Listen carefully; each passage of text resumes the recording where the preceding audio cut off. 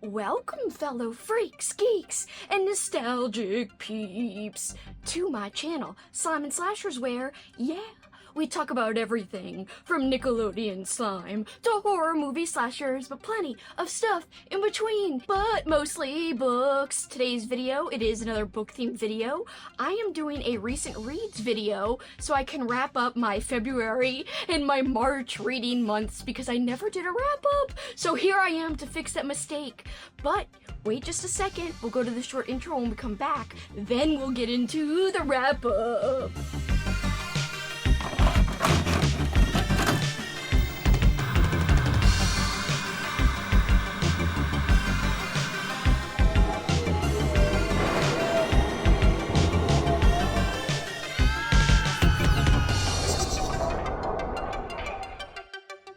Welcome back, guys! Okay, I'm actually recording my computer screen right behind where I have this cell phone so that I can show you my spreadsheet. I love my freaking handy-dandy spreadsheet. It's not a notebook, but it's just as handy. Alright, so in February, I believe I read 13 books, and in March, I read 9 books. So you can get a sneak peek at how much I've been reading in May, but back in April, I read a lot too. So I've actually upped my reading quite a bit after February and March, but I think 13 for February and 9 for March wasn't too bad. March, the reason it's so much lower than every other month is because I was definitely very busy. I was traveling for fun with Paul. We went on a Boston trip, and then I also traveled for work with Paul and also without Paul to California. And I actually have a vlog coming out that I filmed parts of the vlog during that time, so we'll get there when we get there. I'll tell you about the books that are in that vlog, but that is why it's so low overall, because I just was so busy. I had so much going on, was barely home, and I tried to read while traveling, but as you guys know, it was very hard. It's very hard to do that. So the first thing I worked on was a Reading Like Lexie vlog. It was part of her BookTube Taste Test series. She did a vlog where she read some of my book suggestions, and I read some books based off of her suggestions. She gave me 2 books that she liked and one she didn't like, and we were supposed to, guess which one is which and see if we agree. So the 3 she gave me were Project Hail Mary, Red Rain, and The Hunger Games, and we both read Devil's Creek as well for that vlog. I will link the vlog below if you have not seen it. I had a lot of fun. However, I did have 2 duds, 2 of my lowest rated books of the year. First, Project Hail Mary. I'm so sorry, guys. It's just not for me. I know a lot of people out there love this book, but it was way too science heavy for me.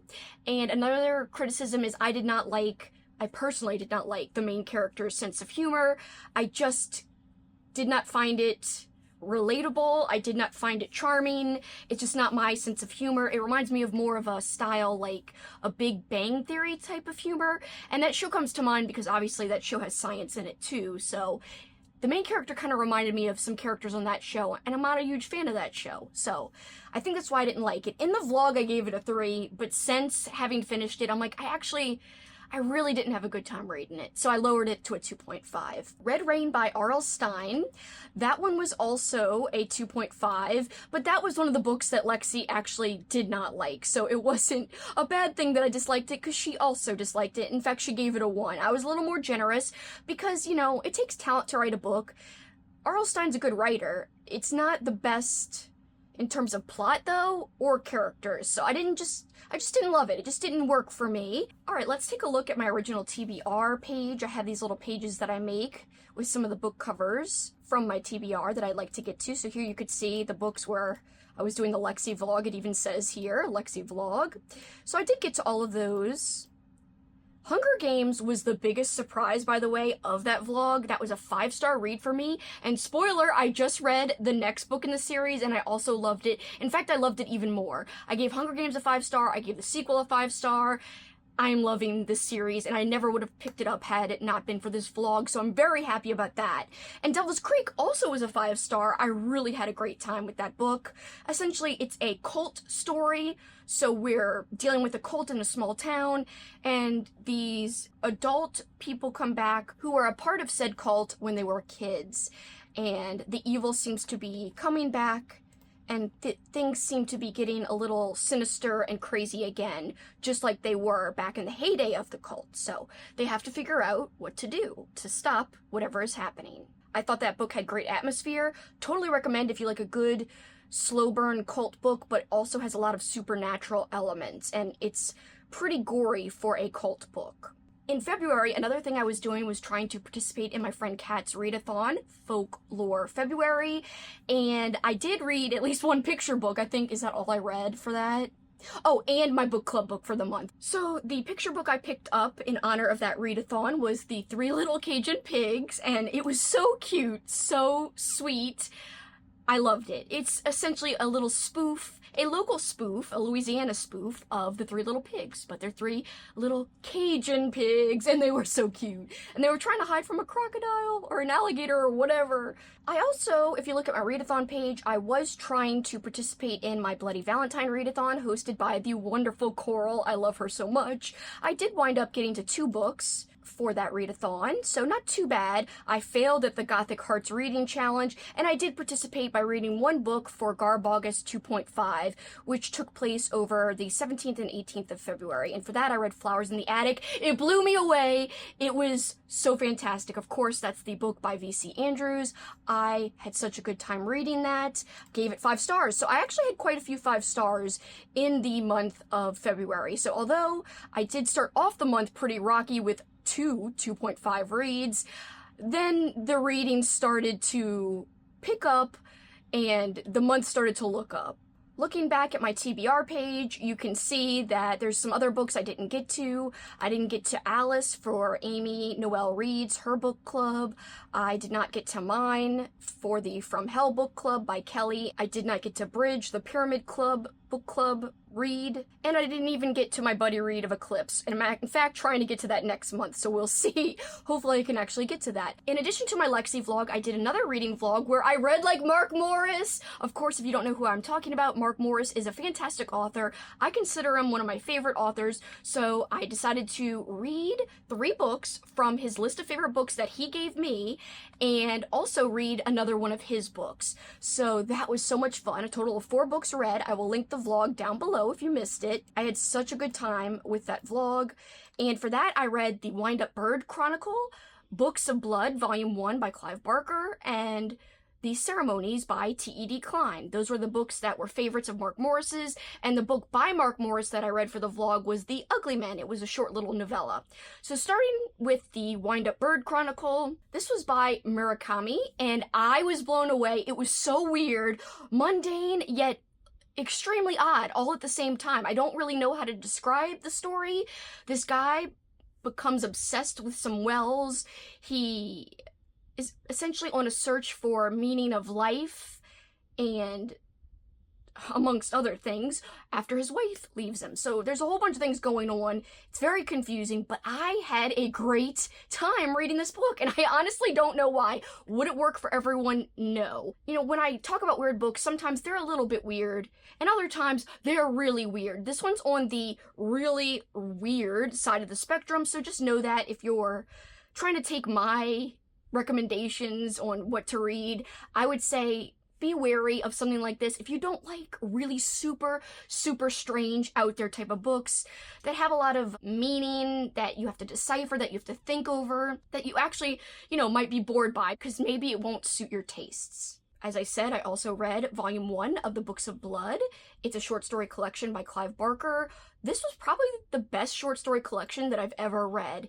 Every story was so good. There was only one that I didn't really like that would have been like a 3-star story for me. The rest were like 5 and 4.5 star stories. So good overall. I gave the collection a 5-star because the poetic language that Clive Barker uses is just fantastic.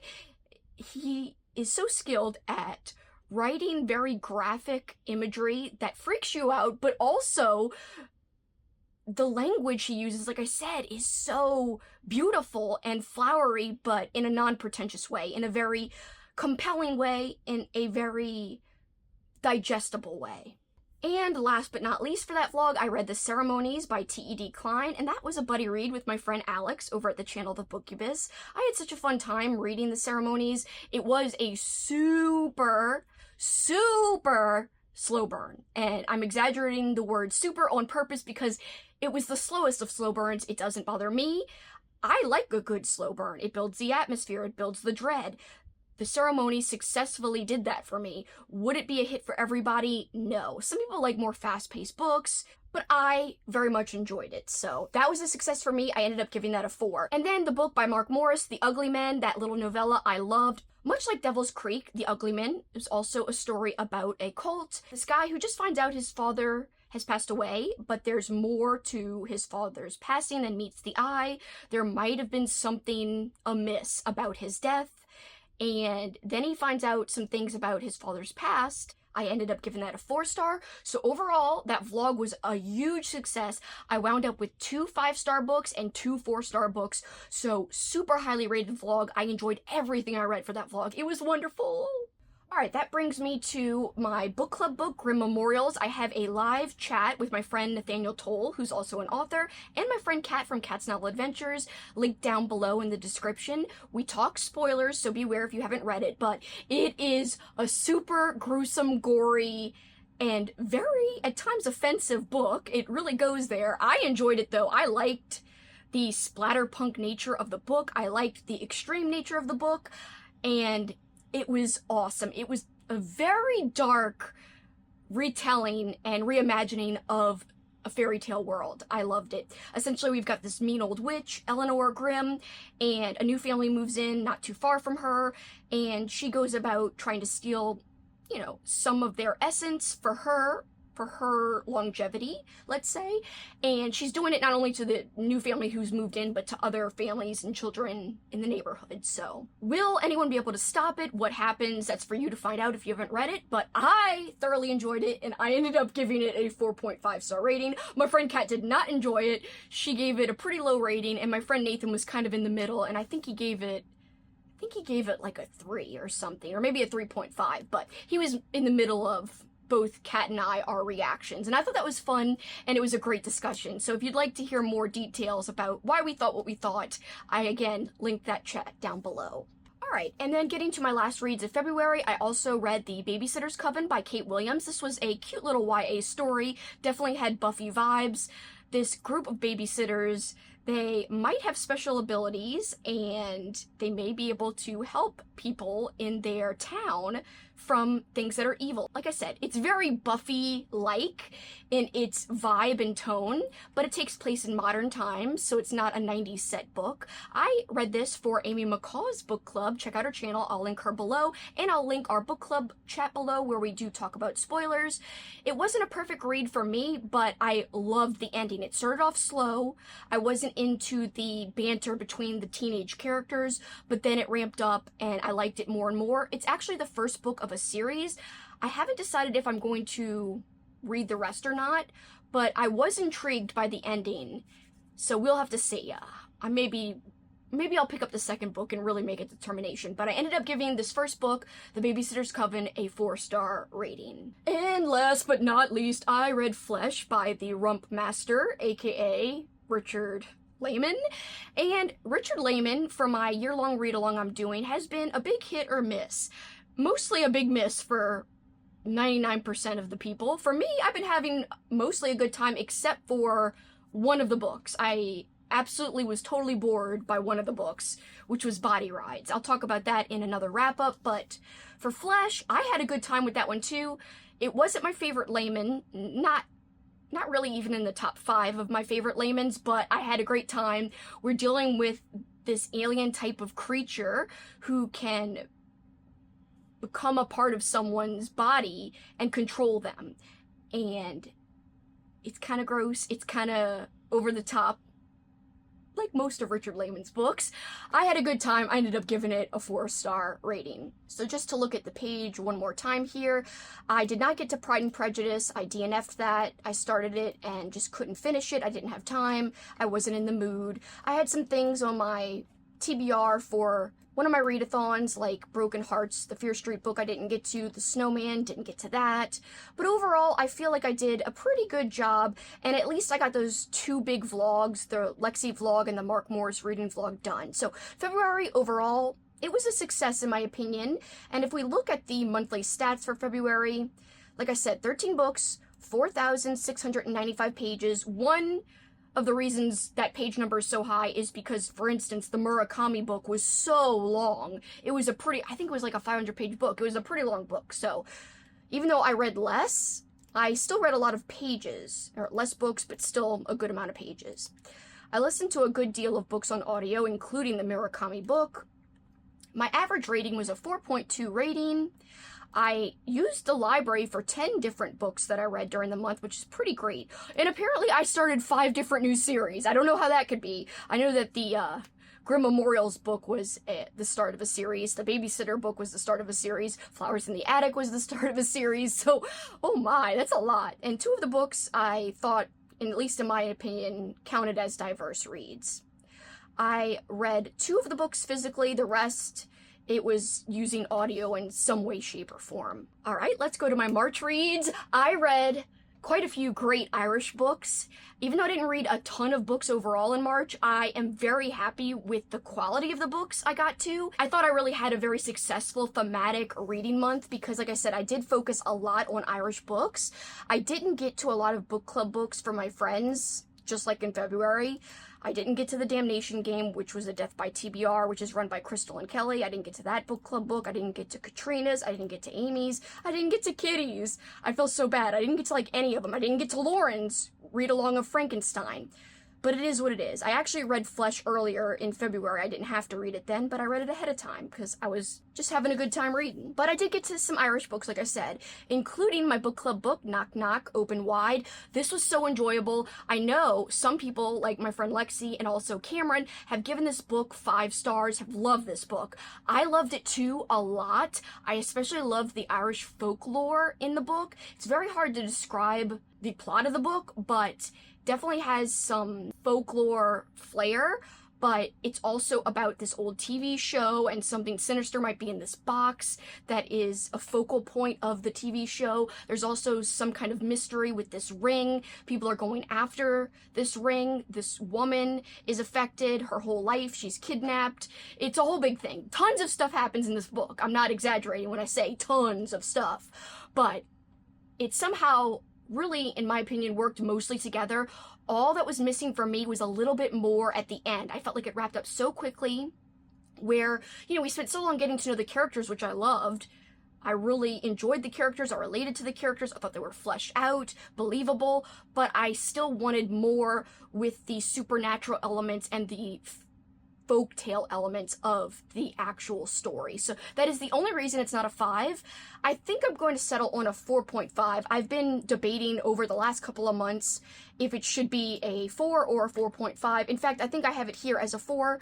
But again, I keep thinking about it even months later, so I'm going to raise it officially to a 4.5. All right, so let's talk about the other books I read. You could see on my list here, Diavola. I know I'm saying that wrong. I just heard someone say it on their video the other day, and I just can never pronounce it right. However, this was a super standout read for me. It was a 4.5 star. Part of me wants to raise it up to a 5, but I don't know. At first, I didn't love the main protagonist. She got on my nerves a little bit. So essentially, her and her family, they're going on vacation in Italy. They stay at this little villa, but the villa is creepier than first appears. Strange things start to happen. There's just this terrible atmosphere at this villa. And so things devolve, but it devolves in a very unique way. It's a very unique twist on a haunted house story. So it's not your typical haunted house story. For one, it takes place in another country with, not your typical dilapidated standard haunted house that you would usually think of in most haunted house stories. That is why I love this so much. And then eventually our main character really grew on me and I felt so bad for her. She is essentially the black sheep of her family and just does not get along with her. I loved the end so much. The end, things just started to get more and more unhinged, but the ending was so satisfying. Like the last couple of pages, finding out how everything turned out, I was like, yes. 4.5, really super standout read. Thank you so much to Tor Nightfire. This was an arc for me, and I was so happy to get this as an arc, so thank you so much, Tor Nightfire, once again. I was so happy to read this so that I could review it for my channel. and I had such a good time with it. Highly recommend if you don't mind a slow burn of sorts, and if you don't mind a lot of family drama, but also if you're looking for a haunted house book that you could read in the summer that's a little bit different than your typical standard haunted house fare, this could be what you're looking for. So Diavola was not Irish themed, but the next few books I'm going to talk about are Irish themed. The Carnival at Bray, Where I End, and The Lost Bookshop. All Irish books. So those books and Knock Knock Open Wide, those were my 4 big Irish themed books for the week of St. Paddy's Day. That's when I read those. I had such a good time. So The Carnival at Bray was a little coming-of-age love story. We're following this girl. Her and her mother have to move to Ireland because her mom got remarried, and that's where he is from. So she's adjusting to life in Ireland, but also she finds love there. Something bad happens in the story where she has to get over a loss in the family, and that it was so poignant, so emotional. I loved our main character and how she just fought through the grief.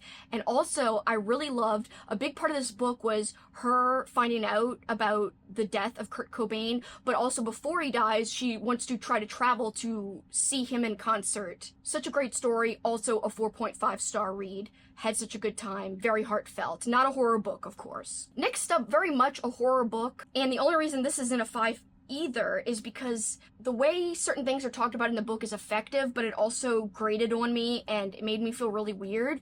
So one of our characters is this poor bedridden mother, and the daughter who helps take care of her day in and day out, and the grandmother are really mean to her, and constantly the daughter, you're reading her thoughts on the page and she's so mean about, you know, her mom being a burden. And I just was reading it thinking how hard it would be to read that book if you had a family member who is bedridden. I don't know. But there is a reason the main character is like that. There is a reason there's a lot of dread in the book about the mother who is bedridden. There could be a secret behind why she's bedridden. There could be something that she's trying to reveal while she's bedridden. Also, our main character could be more than just your, you know, simple, innocent main character. She's kind of a horrible person, and you come to learn that through the book, and it's very sad, very depressing, and there's just this terrible dread, and it's just a dark book. It's just, I can't really describe it. It's just a dark book. I would consider it a slow burn and a character study of sorts. Very disturbing things. You're in a disturbed person's mind for a lot of the book. I ended up giving it a 4.5. However, the disturb level? I don't know. The disturb level was like almost at a 5, I would say. But yeah, if you like Irish set horror, you might want to pick that one up, but it's not your typical horror book in that it's, you know, not ghoulies and creatures per se. It's something more close to home. Next up, The Lost Bookshop. This was a semi-romance book / general fiction, magical realism. I thought it was okay. Out of the Irish books, this was my least favorite. I ended up giving it a 3.5. In fact, what does Goodreads even say about this? Opaline, Martha, and Henry have been the side characters in their own lives, but when a vanishing bookshop casts its spell, these 3 unsuspecting strangers will discover that their own stories are every bit as extraordinary as the ones found in the pages of their beloved books, and by unlocking the secrets of the shelves, they find themselves transported to a world of wonder where nothing is as it seems. It was decent. I just wanted more. It does take place in Dublin for part of it. I think all of it, most of it. It definitely fit my theme I was going for, but it was my least favorite of the few. If you're looking for a non-horror book that's Irish themed, I would definitely go for The Carnival at Bray over The Lost Bookshop. But if you like books about books, you might want to give The Lost Bookshop a chance, but just be warned, there is romance if you don't like that in the book. That does exist in there. Alright, I also read Wait Till Helen Comes and Horror Store in February. I'm going to keep my ratings a secret because I do have a vlog where I talk about those books that will be coming out in the next couple of months. It's a themed vlog around the author Ivy Tholen. These are 2 of her favorite books, as is Men, Women, and Chainsaws that you see on the screen here. But the reason I'm not going to talk about Men, Women, and Chainsaws is because I didn't finish it yet, but I will finish it in an upcoming month here soon. Alright, so I really loved Wait Till Helen Comes. I'm not going to give you the final rating, but that was such a great middle grade story. There's ghosts involved, or a ghost in particular involved. I'm not going to go too much into the plot as my vlog's going to come out eventually. Horror Store, it's like a haunted IKEA type of story, and it's written by Grady Hendrix. I love Grady Hendrix. but this, I don't know. Where does it fall on my list of Grady Hendrix books? I enjoyed it, but I have more to say about that in the vlog, so stay tuned for future content. Okay, and the last two books I read were The Maw, which was an arc kindly provided to me by the author. I had such a great time with this. It was super weird about this mouth that just appears on the side of a building one day, and kids are hanging around by the wall where this mouth eventually appears, and stuff happens that affects some of the kids who are around it at the time of its appearance, and their lives are forever changed. I ended up giving that one a 4. Super solid. It would be a perfect read for a future Week of Weird readathon pick. It would definitely work for that. I love the weird vibes. And last but not least, I read Volume 1 of Speaks the Nightbird, and I'm currently actually just reading the beginning of Volume 2 with my friend Alex. So Volume 1 was a buddy read with her. We're continuing on with Volume 2 as we speak. We both loved Volume 1. Kind of hard to rate it because it's not really meant to be read as a standalone as we read it as a Volume 1. Really, the story just abruptly stops and it picks up in Volume 2. So we gave it a 4, but honestly, it was written like a 5-star level book. It was beautifully written. We are following our main character, Matthew. He is the assistant or the clerk of a magistrate back in 1699, and a woman has been accused of witchcraft. They're going to hold her trial, and lots of things occur. There's too much to talk about. It's a very long book, slow burn, but it never felt long. I can't explain it. Robert McKimmon's writing in this series is phenomenal. You would think it'd be super boring because of like the historical fiction aspects, but honestly it's not. His language is so beautiful that he uses in his writing. I can't explain it. His books are fantastic. Again, it's technically a 4, but once I'm done with Volume 2, the whole thing, the whole story as a whole, which is Speaks the Nightbird, that could end up being a 5. So we'll just have to wait and see. But part 1, I really enjoyed. Solid 4. And I can't wait to finish Volume 2. Alright, so quickly looking at my stats. Like I said, 9 books read. Over 2,533 pages. Listened to about 900 minutes of audio. My average rating was kind of high at a 4.3 rating. And let's see. I started 1 series. I got 1 book from the library. I did read 3 books physically, so I read more physically, not just using audio, and I also read an ebook, so 4 books without audio, and 5 books using audio. So that's not too bad. That's better than the previous months, and also, I will tell you, it's better than the months since then. I've been using a lot of audio. So it was nice to see that I actually read physically in March. You might be able to see that I also did that in April. But yes, March was a good month overall, and yes, St. Patty's Day was so much fun. We got to go to Boston right after St. Patty's Day, and that was a joy, of course. Alright guys, those are all the books that I read. Let me know if you read any of these books. What did you think? If so, what were you guys' favorite reads from February and or March? Let me know down in the comments anything you want to tell me. I always love reading your comments, even if I don't get to respond right away, which I'm super behind on right now. I'm so sorry! I swear I will do it soon. For this time, guys, that is it for me. Till next time, you know what you can do. Keep on killing it. Bye, guys!